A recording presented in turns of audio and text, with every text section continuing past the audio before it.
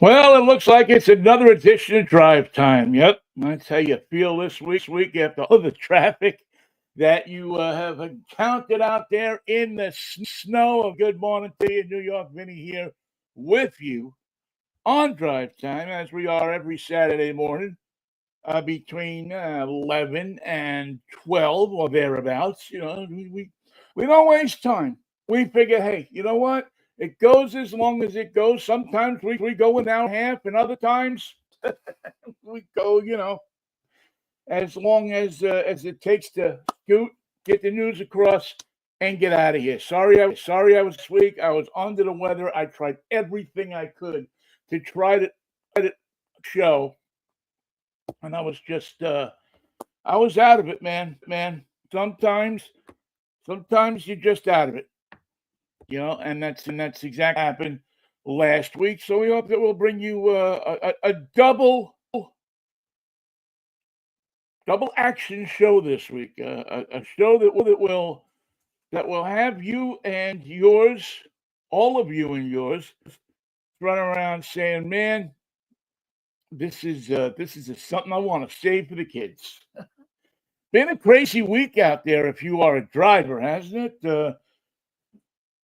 The Auto Body Shop Association around here must be absolutely joyous. They're planning up their summer vacations, new cabins, and ski trips because everywhere you looked on 405 or wherever, there were cars piled up.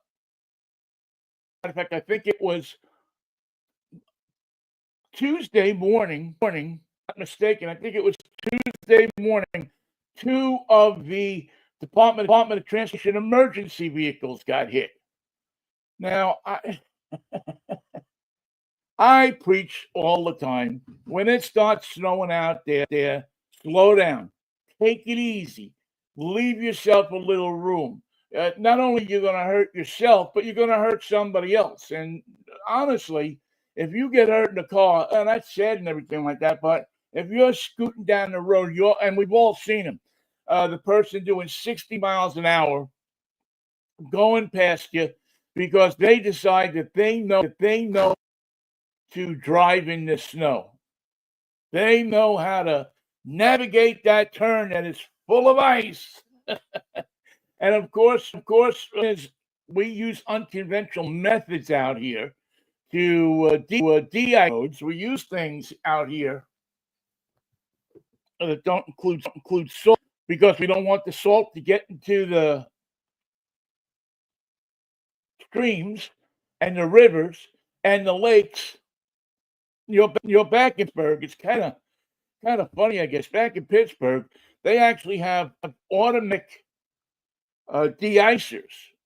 So when it goes below a certain temperature, I guess the Department of PennDOT back there can turn these things on. It takes particular intersections, particular clover leaves that have high incident of accidents that are particularly dangerous, aren't engineered right in the first place, and it wets them down, sprays them down with a mixture so that the ice doesn't form on these things. There's several of them I know. The 370 to the airport from downtown Pittsburgh.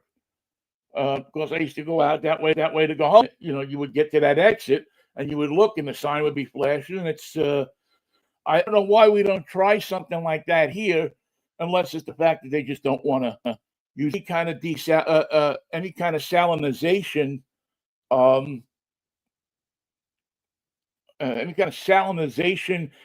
fluid to make the roads a little better to drive through. It's something I just don't understand why it's not looked at more, why it's not thought about more in the kind of weather that we have. Like we're through the worst of it. I don't know how much more we're going to get. There's a chance we might get some tonight. I hope it's tonight rather than tomorrow. Tomorrow night with the Super Bowl going on, you don't want to see that, man. People on icy roads driving home from the Super Bowl. That's just a bad combination. All right. As you saw in the promo post that we did for this show, I want to. I don't delve into politics in this show, except where it applies to automobiles. So, our conversation about politics is mainly about electric cars and what's going to be happening with electric cars, and is money going to come from the government to support them, to not support them. Uh, president is it matters, obviously, especially if you're into cars. But I am going to get on my little soapbox here for a moment. Okay, just a moment. I can't understand, and I don't understand what the idea is, what the purpose is in spray painting and vandalizing somebody's private car. Now, there have been several incidences of Teslas, not dealer Teslas too, but private owner Teslas being spray painted. F. Elon and this and that and the other thing. And listen, I understand that you can be PO'd at this guy, man. There was a whole lot of people PO'd at him way before he got into Presidentix. But I don't think you do any good. As a matter of fact, you make it worse when you spray paint that on somebody's car. When you cause somebody, either through themselves or through their insurance company, to have to drive that around. Second of all, to have to take the time to either comp it off, get some compound and get it done. I don't know the composition of Tesla paint, so I don't know if it's a different kind of paint that holds on to the pigment of spray paint, or if it's an easy, get a little compound on a rag and rub it off type of thing. But the mark it leaves is left on somebody's mind and on somebody's soul long after the paint, the lacquer, the acrylic is taken off the car. It makes you live in danger. It's almost an intimidation. Your driver. And listen, I'm not a fan of Tesla drivers. I'm one of those people who think that, and I've said this before, that they've Porsche drivers as the most disliked on the road. They have a certain way, but I'm much more against destroying people's property in public.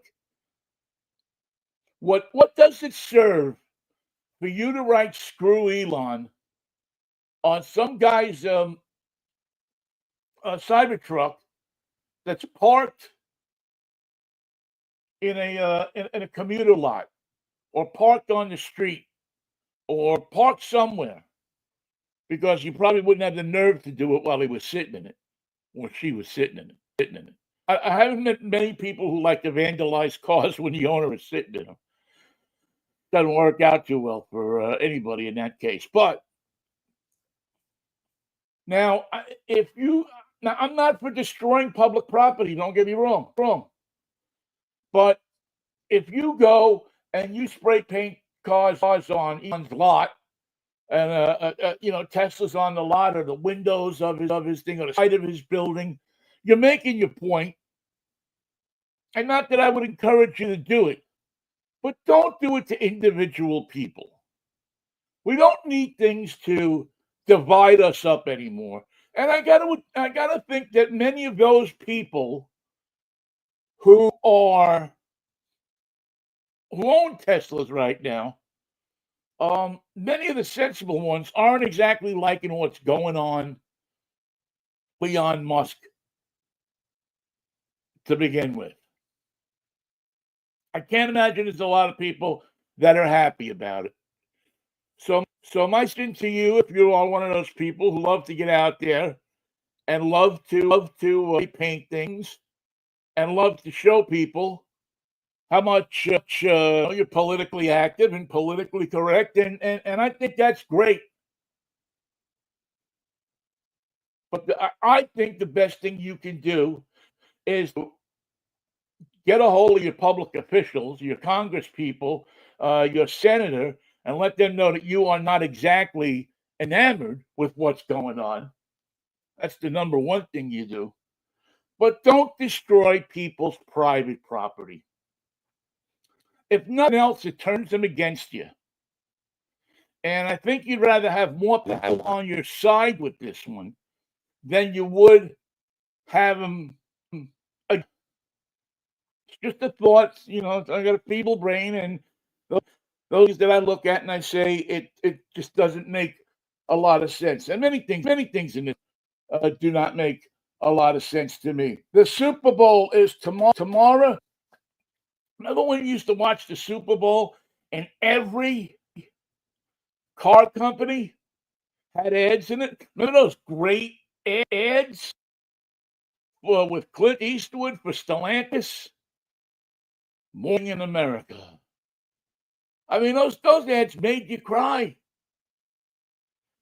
This year, from what I understand, only one car company is going to have an ad in the Super Bowl, and that is going to be Stellantis. Now, Kia has something as squares, where you register for a square by tomorrow at a certain time, and if the score at the end of each quarter matches the number that you have been chosen, you get entered into a bucket, and out of that bucket, they pick out a winner. You probably got a better chance of walking down 42nd Street in New York and seeing your grandmother walking the other way, chomping on a Nathan's hot dog, than winning one of those. But hey, listen, if you ain't in it, you can't win it, right? So that's something to think about. The auto business is in such a volatile place right now. I mean, I don't think anybody knows what anybody's doing. They're spending money here, they're not spending money there. Electrics are in and they're out. Then this is in, this is out. The press out. The saying this. The president is saying that. It's just an absolute crap show.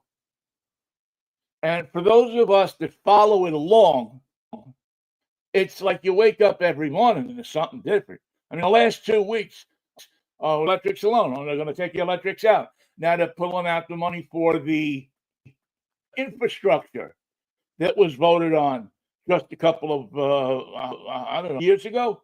All the money for the charging stations that they're putting up. Now all of a sudden, Trump says, well, we don't need those. Nobody's going to buy electric cars because we're taking away the tax credit.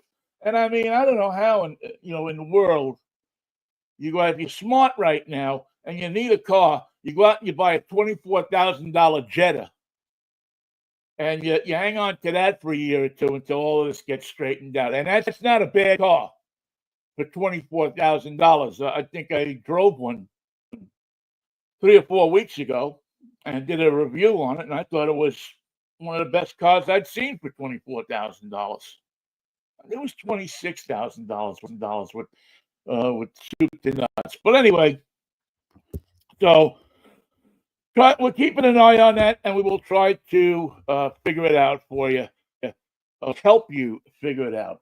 Don't forget the Drive Time Radio is brought to you by my good friend George Jackson from George Jackson Promotions. If you need tchotchkes, well, you know what tchotchkes are. Business promotional items.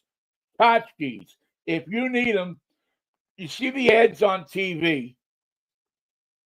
Why get lost in some virtual reality computer somewhere where they don't know who you are, they don't know what you're doing, you can't talk to them directly, your order doesn't show up when you need it, and you're standing there with your hand on your tuchus? Do yourself a favor. Call my friend, get online, talk to my friend Jackson, whatever type of promotional thing you need for your business, jackets to keychains to all of those types of items. that you give away to keep people remembering your business. George makes them up. He designs them well. He gets them for you on time. If he promises you something, I'm telling you, I know George for years. If he makes a promise, he keeps promise.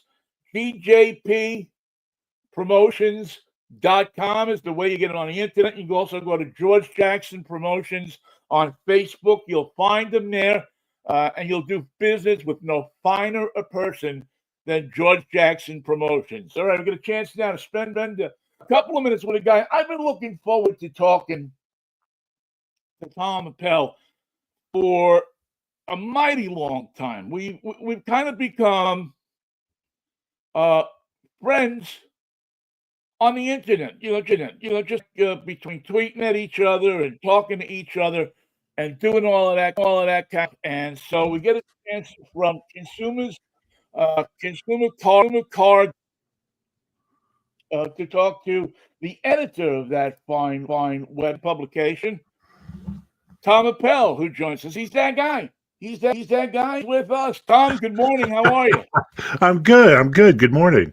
Good morning. See that guy, right? I'm that guy. Now, did you ever meet that girl? I married some girl a long time ago. When I was a young man, there was a show on called That Girl, and I had a crush on Yeah. Marlo Thomas, who was the female lead in that thing. How are you, pal? I am well, thank you. Good. It's good to finally get to talk to you in person. Yeah. I know we go back and forth with stuff. Tom and I are both official of, shall we call them quirky cars, strange cars? Maybe. Yeah. I feel the audience for the cars I like is limited. But I'm glad I'm in that audience, though, because Yeah. I think I have a lot of similar recognize cars that let's say not rock the showroom floors when they were for sale originally brand new, in the AMC showroom or in the Plymouth showroom or Simca showroom or the the Roots Group showroom. All of those car companies that are no longer, but yet the cars, through love or accident, still ride around on the streets. Yeah, it's cool to see that stuff. And what I've been taking note of lately, all of a sudden, and I don't know why they're out of people's garages, are Chevy HHRs, and they're all red, and they're all like LS trim levels, but with the chrome wheels. Good to see those out there. I have had two of those, and I want to buy another. I'm looking for the right low mileage one. That might be my car the past 25 years. I had an opportunity, and I don't know why I passed on it, to buy a blue SS, uh, and it was really a charming car. It wasn't automatic, which kind of put me off of it, but what a nice car. Yeah, it's just I had it. Well, I guess I got it about 2014, something like that, 2013, and I paid like $3,500 for it, which at the time was a pretty good price. It ran great, and it was everything. It had a sunroof. It had bucket seats. It was a 5-speed, which I loved, and you could take it to the beach. You could sleep in it. You could up in it back and forth to wherever you were going. It really, out of all the vehicles Chevy put out since the Lumina, with the exception of the Corvette, I think that's the best vehicle they put out. It had the fun looks, and it was surprisingly practical. And I think that as an evolution, obviously not a direct evolution of like the Chrysler PT Cruiser, this was the better vehicle. It was more refined. The engine was smoother and quieter, and it got better mileage. It got surprisingly good fuel economy. Yeah, and you could tweak the HHR. You could get nice, put a set of conies in there, and you could play with it a little bit, play with the suspension a little bit, and get it to handle a little bit better than it would have when it rolled off the floor of the show. Now they call them old man hot rods because I don't think anybody under 65 driving one. But I'm And when one of those 65-year-olds decide to sell hers, and I'm going to There- snap that one. Hey, There's a. Oh, go ahead. I'm sorry. again? I was going to talk about a funny thing and an older clientele, and that was the Scion XB. And Scion had been developed by Toyota to be this youth brand, but it was senior citizens who loved what they call the H point or the seat height, so that you could just slide in to the vehicle. And you had these XBs out there that were supposed to be sporty and supposed to be customized and purchased by young buyers, and instead senior citizens were latching onto these because they were easy to get in and out of. Yeah. If you go here to our Meals on Wheels down here by the Edmonds Senior Center, probably 4 or 5 of them at least in the parking lot every day. I mean, people, older people, and listen, handicapped people as well. People who have Sure. trouble walk with mobility. That car was a godsend because you didn't have to go way down into it. You could kind of just slide yourself into it. It just it had everything that you needed if you were a little mobility challenge, getting in and out of the driver's seat. I remember that the steering wheel went up enough that it gave you a space that if you were a guy who had a gut like me, you could get in there and bring it back down, and it wasn't, you weren't running all over the place. And it was a Toyota, so it ran like the devil.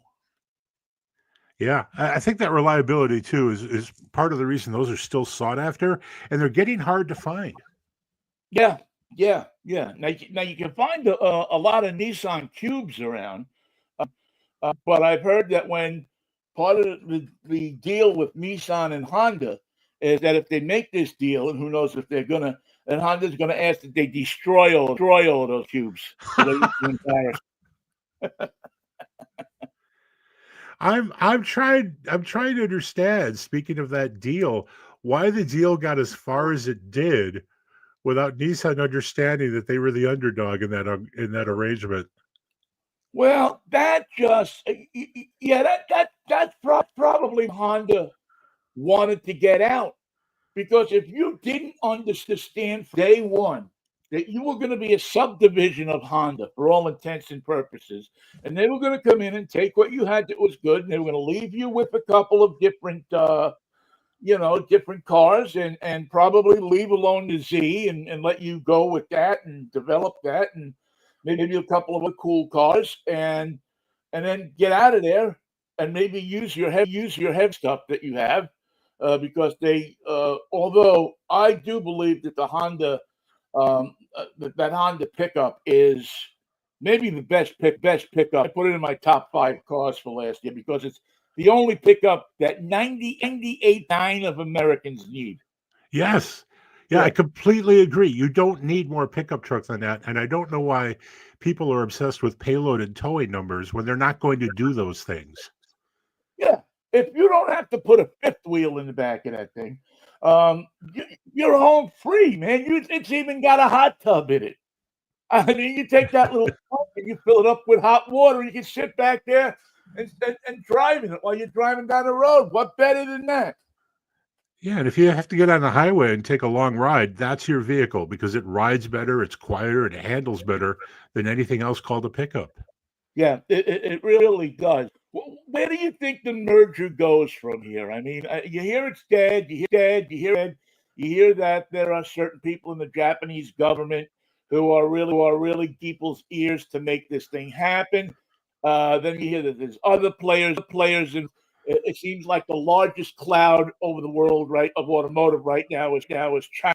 And are they going to get involved with the Japanese rather see uh, Nissan, a China partnership, or a Honda partnership? There's a lot to pick apart there.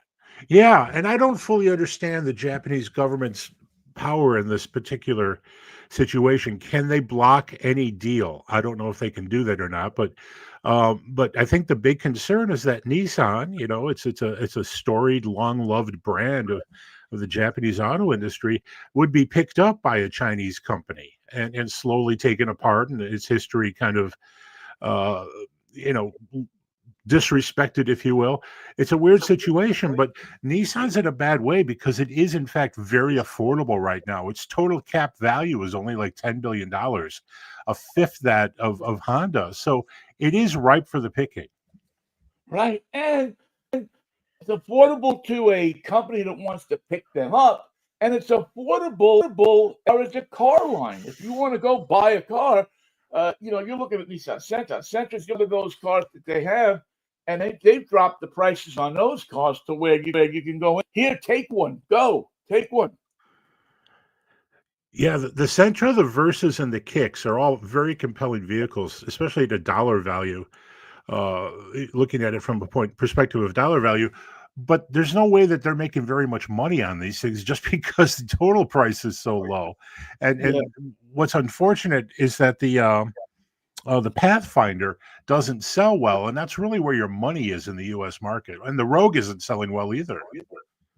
Yeah, that's interesting to me. That whatever they did with the new Rogue, that was a very 3-4 years ago. That was a very popular car. You saw a Yeah. ton of them. All of a sudden, with the redesign of that car, I don't know what they did. And Nissan, only car company that doesn't give me cars, they decided that they wanted to make some changes in it, and it seems like we're running for the hills from that car. Yeah, the Rogue came out of the COVID situation, full steam ahead, and they built too many of them. And it was like in the middle of last year, they were still selling 2023. So that was a problem. So they flooded the market with product, and they flooded the market with cheap product too, because they had to get rid of it. And I think that's what's hurting them a little bit now. Resale value is poor on those vehicles just because there's more out there than the public expected to see. And that's a shame. And I actually really like the Pathfinder, but you never hear about it. Now, there is a redesigned Murano, which might do some business. Yeah, I saw that. That's a bad car. That's a decent car. I mean, again, I haven't driven one, but what I've looked at, what I've seen at a couple of the shows, looks like a nice car. Yeah. It looks like it's something that people would be interested in. Tom Appel is with from the Consumer Guide. Matter of fact, you can find your website up here because I wanted to give people this car stuff podcast is what I love. They do that weekly with another friend of the show, Jill Simonello, who is just a great, knowledgeable person, especially when it comes to pickup trucks. But I'll ask you a question that I would ask her, Tom. Sure. Where are all the nice, cool, small pickup trucks that we thought were coming? They didn't get small. It's so funny. There was that sort of back when we probably still called them compact pickups, right? The market had kind of shrank. People had gotten out of that. And then they came back into the segment, but the cars grew, the vehicles grew. So everything that's out there now, the Colorado, the Canyon, the Ranger, these are big trucks, actually. And they're not that much smaller than full-size trucks. They're also not cheaper, which is a problem. Now, the Ford Maverick is an interesting experiment. And people like that, but Ford has raised the price on that like $6,000 since it was introduced. So while it is small, the affordability part of that has been compromised.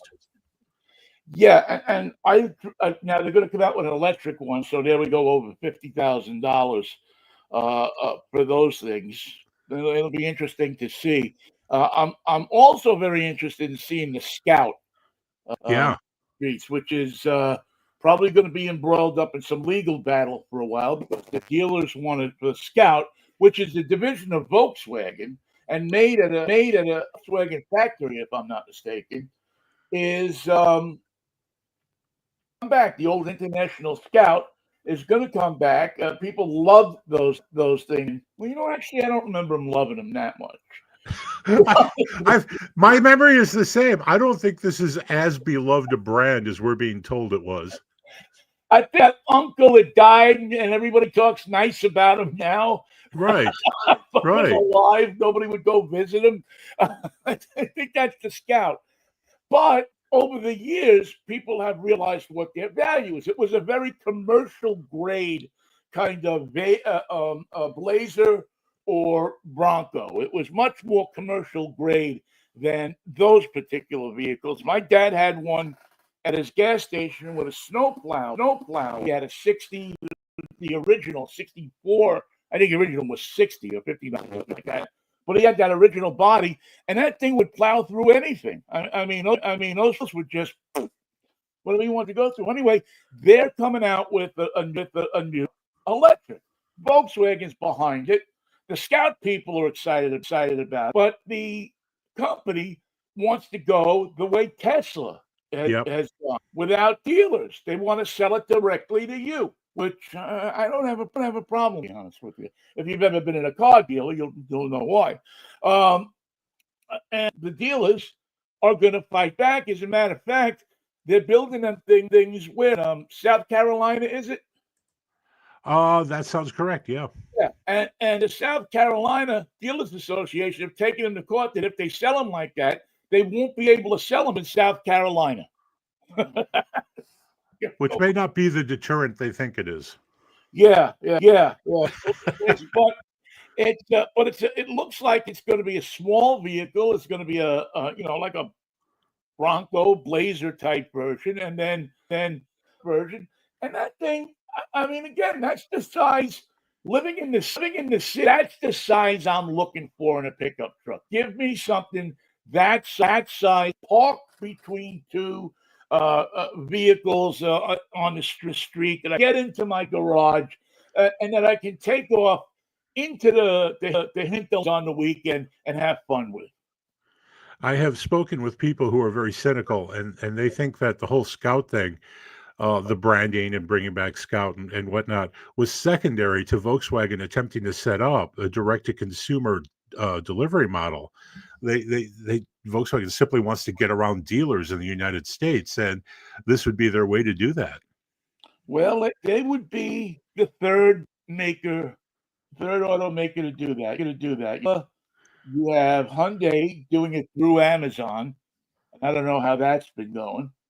And then you would have Scout. I think at some point it's going to go that way, because you just hear horror stories from dealers, and it gets worse and worse and worse. One of the things that's happening, and we don't talk about it much because it's sort of not related to product directly, is that there's been huge consolidation in the automotive retail business, and there aren't a lot of mom and pop stores anymore. There are these giant organizations like Lithia and AutoNation that have dozens, if not hundreds, of dealerships, and I think that slowly we're going to see those become normal, and the whole buying process is going to change. And at some point, it wouldn't be that difficult for a manufacturer to work more directly with them, or to purchase them outright and own the entire model. We'll see where this goes, but the old plaid jacket dealing on a used car thing seems to be going away slowly. Eddie Miller was the guy who wore the plaid jacket at Airport Motors in Jackson Heights, New York, to sit behind that desk in the window, catching the sun. And when you would go in, if you were 11 years old, he'd try to sell you a Chrysler Newport. That's a lot of car for an 11-year-old. Well, yeah, I learned young. No, but he was the guy that when you went into the showroom and you grabbed the books, which all of us that are car nuts used to do. Yeah. Right? Grab all the books so you could take them home and cut them out and put them up on the bedroom wall next to Superman and your favorite baseball hero. Those were the guys, and they knew everybody. They knew the whole neighborhood, and they were friendly. But those guys, I mean, they probably trade out of you, but they didn't seem to want to screw you. It seems like when you go into a dealer today, now I'm not saying all dealers, but when you go into, especially one of these big companies, it seems like they try to stick it to you every pot digit they can. Yeah, and it's tricky too, because you think you're done. You've negotiated a price, you got a car, and you think, okay, and then you still have to go into the box. You have to go into the F&I office where you're going to be sold all sorts of stuff, and you have to watch with great scrutiny the loan deal that's being put together, because something is good. Weird things like whole life insurance is added to your loan, and you didn't ask for it, and all of a sudden the $600 ad is on your invoice. You're like, what is that? Yeah. It's tough. Tom, what's the coolest car you've seen in the last couple of weeks? What's the one that you were driving along and saw and said, "Wow, man, I got to take a picture of that and get it on the internet"? I have seen several Volvo C30s. And for people who don't remember, that was the little compact Volvo two-door. That for some reason there was never. Hatch, right? Pardon me. With this hatch in the back. That's the car, yeah, and could be had with a manual turbo 5-speed two-door. For some reason, they never offered a performance version of that because it seemed ripe to be modified. But great little car. Yeah, those are really cool. I saw and this is the second one in the last year, not calendar year, but 12 months that I've seen driving. It was a different one, a Jeep Eagle. Oh, just sputtering down the street, and with a guy that was about 75 years old driving it, and he looked like he bought it new.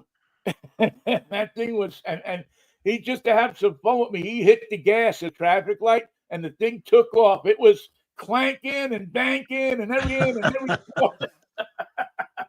You could see the tailpipe banging around the leaf spring.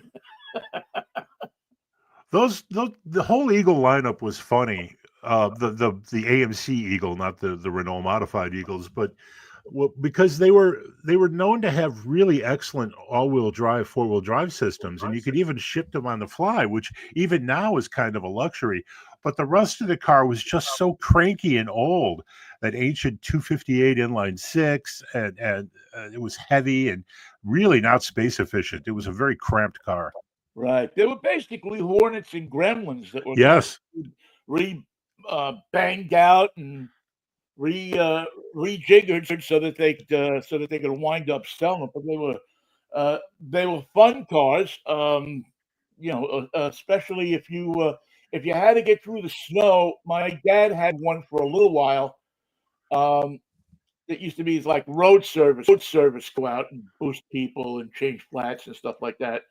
And broke down more than any car that used to come into the gas station, to the garage. So he eventually, of course, as dads often do, cars break down too many times for them to fix. Gave it to me and says, "Listen, you want a car here." And so I'm driving around in a Jeep Eagle to high school. If you want to be cool in high school, man, drive a Jeep Eagle. It was cool though, and for a while they were making big money on those. There was a couple of years there where they were getting top dollar for those things. I think at the time they were getting close to 18, 20 grand for those things, which was really high. Like it was premium car money. Yeah. What was the car company you were saddest to see go over the past, I don't know, let's say since 1970?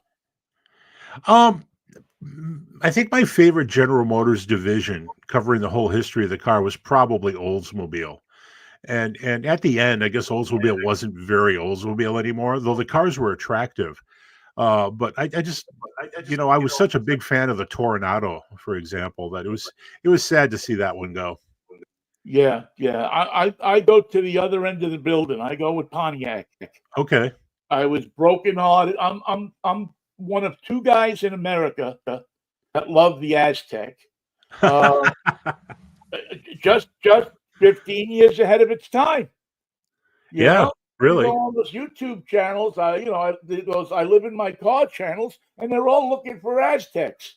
I mean, unfortunately, it was derided by critics, and that never helped it. But I go back and I think of some of the X I owned, and I'm really a Chevy guy, but boy, I had some great. I mean, I had a 67.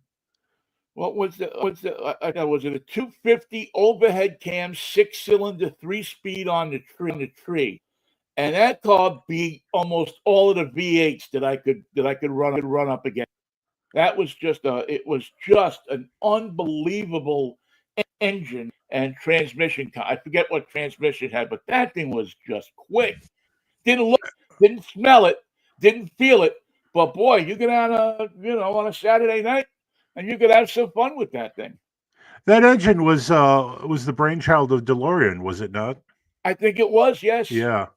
Yeah, Yeah. Jay Leno has one that he put back together. I guess it took some effort because there aren't a lot of parts for that. I think that engine only saw a couple of model years. That is probably that and the half of the under half a 8-cylinder that they used to put in the early Buick Specialty Campus. Those two engines, I always thought those two engines made me love with GM more than the 396 400 horsepower. It was funny when General Motors, for no reason that I ever fully understood, brought back the inline six in the Trailblazer and the Envoy and what was it? The GMC GMC Envoy, yeah.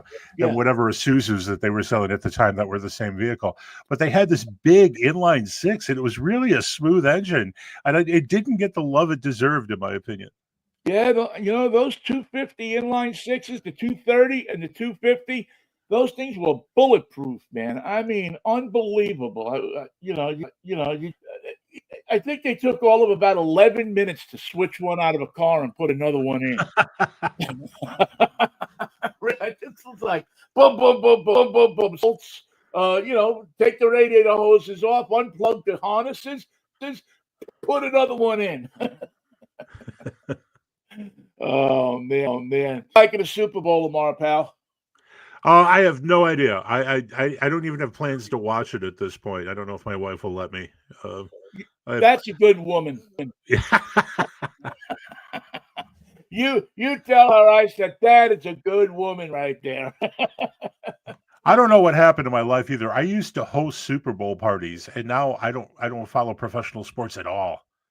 I've kind of gotten off it too. I mean, I was a sportscaster. I mean, I did a sports talk show for 25 years, and I just, it just doesn't. Baseball, I still follow really close because it's not just a sport to me; it's a love. But other than that, the money, the people, it's just it's not like I remember it, man. No, I was a Cubs fan for their big '84 run, and that's almost every Chicagoan can name every '84 Cub. And then after that, the team changed, the ownership changed when the Tribune Company got rid of it, and all of a sudden they were trading away players you thought you loved, and you're like, I thought this was about a group of guys that we could relate to, and when that went away, and then the Ricketts family bought the Cubs, and they're kind of political, and I just slowly backed away from sports. Yeah, it's a shame. Although I will tell you that if I see a bunch of kids playing football in a lot, or I see a high school football game or something like that, I'll walk over and watch that because I think that's what it is now at its pure level. Yeah, my daughter played water polo in high school, and that was some of the most exciting sports I ever watched. That was great. Yeah, I have a nephew that's a track star down in Sacramento, man, and I go down and watch him every once in a while. And again, it's so much more pure because you're not. Well, first of all, you're not paying $11 for a Coke, so Right. that's or at least not last time I was there. Who knows? All right, the website is consumerguide.com. The Car Stuff Podcast. When does that drop with you and Jill? Every Tuesday morning before you get up. All right, sounds good. Anything else you want to let us know? No? I don't think so. It was great chatting with you today. Tom, finally, great to meet you. Let's do this again sometime soon, pal. It was a great conversation. I enjoyed it. Well, thank you. Looking forward to doing it again. All right, my friend. Take care. Tom Appel, Take care. Consumer Guide podcast at consumerguide.com and the Car Stuff Podcast. Tom, and again, a guy that I met, really on the internet. You just go sometimes and you meet, you hook up with people, you talk to people, you send messages back and forth, and either wind up getting on a show like mine, or you wind up on a night Beyonce. One or the other. All right. Let's. Boy, time is flying when you're having fun. This is Drive Time Radio on New York, Vinnie. We are brought to you by George Jackson Promotions. If it's something business promotion items, tchotchkes, they call them where I come from. If you need to set somebody up with some tchotchkes, the place you want to go, the guy you want to talk to is George Jackson. Find the George Jackson Promotions on your Facebook, your social media, or you can George Jackson PJPpromotions.com on the internet. You find him. He's got anything you need. If you want gifts for your good friends or your employees. Golf seasons come around. Maybe you want to buy people golf jackets, or you're going to have a golf, and you need jackets. You need divot. You need club covers. Whatever you need. George will get it for you. He'll get it for you at the right price, and he'll make sure that you have it before. If he's got to walk it from his office to your place, you'll get it. I guarantee it. And I'm not a man who makes guarantees about much of anything. All right, the Kia Squares. I want to jump into that here. Kia Squares is very simple. Kia wants to give you a new car. So all you got to do is go on their Kia Squares website. I think it's check to make sure, no guarantees. But and they're going to play like boss. You go, you pick out squares, you sign up for the square. It doesn't cost you anything.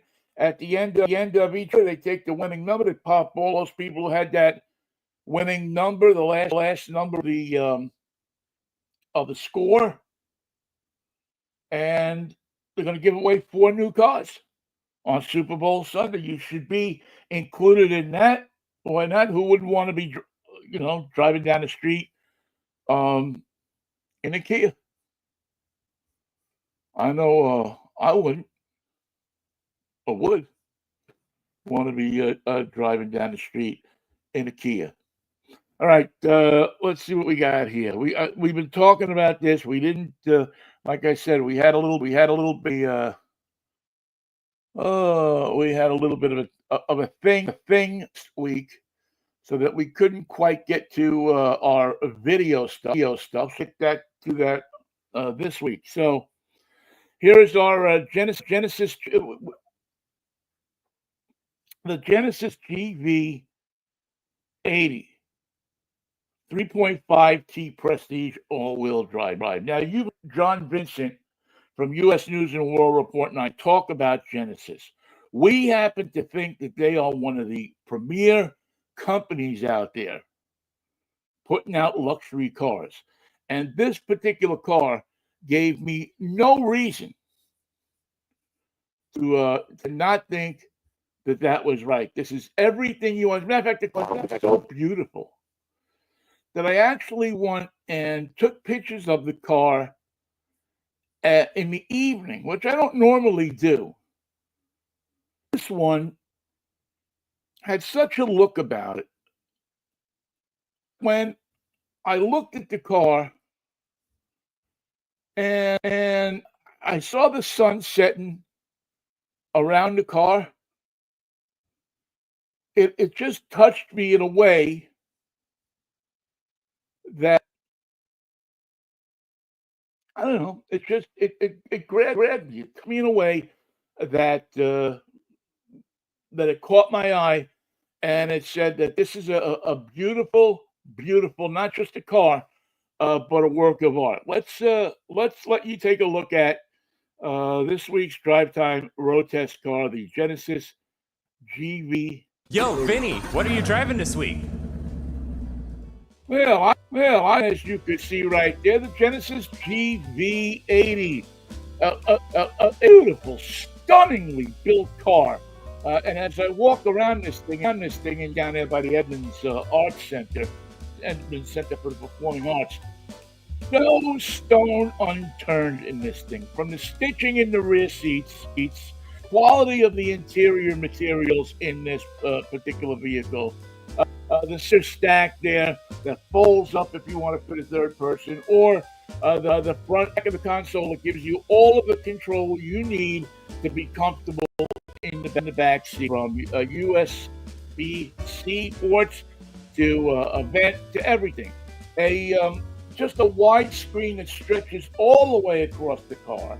It gives you an information experience that you don't get in many cars. You look as if everything you need to know is right on that screen, right under the rat and the saint. Steering wheel, a little bit odd shape, but you get used to it pretty quickly. The bootness thing really gives you a lot of room to stuff some. I really would like to have seen a 60-40 back seat in this thing. Definitely a lot of room. It just would have loved to have a pair of skis or golf clubs. I think you fit golf clubs back there. But look at how beautiful this car is in the evening with that dark color on it. Listen, Genesis is a luxury brand. Make no doubt about it. If you didn't know it was before, you should now. The high-tech suspension gives it a great ride. The electronically controlled suspension gives you a road preview, but it scans ahead and prepares the suspension for what's going on. For performance, the 4 or 6-cylinder engine, I was driving the turbocharged figures. They've got it from 0 to 60 in 5.77 seconds. And it is one of the most comfortable cars I have ever driven. This GV80. Don't miss this car if you're shopping luxury on this beautiful day before the Super Bowl. Now, what am I driving this week? I am in the Ford Bronco, which we'll have watch our social media places, and we will have the Yo Vinnie, what are you driving the week up fairly soon. Now, before we get out of here, I do want to take a minute to talk to you about something that we need to do. I don't know. We're going to start to do in the next month a different model show. Only in that, because because I'm not the greatest advertising salesman in the world, we are going to go to a system where we try to compensate it through Patreon. I'm going to ask you to contribute $2 or $3 or $5 a month to get Drive Time. We'll put together a kind of a Drive Time car club on the Air Car Club and give you more say in what you see on the show. But it's the only way I can survive doing this. I'm old. I'm on a pension. I got a lot of medical bills, and I can't continue to support it with just one advertiser, even though we want it does the job. So we're going to get a Patreon page and put it up, and we'll put detail. And the other thing you can do to help me extremely, and I really would love it if you would do this for me. On YouTube, if you go to Golden V Media, that is our moniker on YouTube, Golden V Media, or go to Drivetime Radio with Vinnie. But our channel name is Golden V Media because we also do the night show on there. We are at 900 subscribers. And I would ask you to ask anybody you know that can possibly subscribe to a YouTube channel. Doesn't cost you anything to like us and subscribe to us. That'll help the situation as well. It'll get us more views. And when we get to 1,000, it'll get to where we can start being monetarily compensated. And I said, I'm not looking to get rich. I want to cover my costs on Drive Time. And we do, but just barely. And there's improvements I want to make in the show. And the only way I can make those is for you to participate or to get a big advertiser. So if you'd like to advertise on the show, we certainly would appreciate turning us on to them or turning them on to us.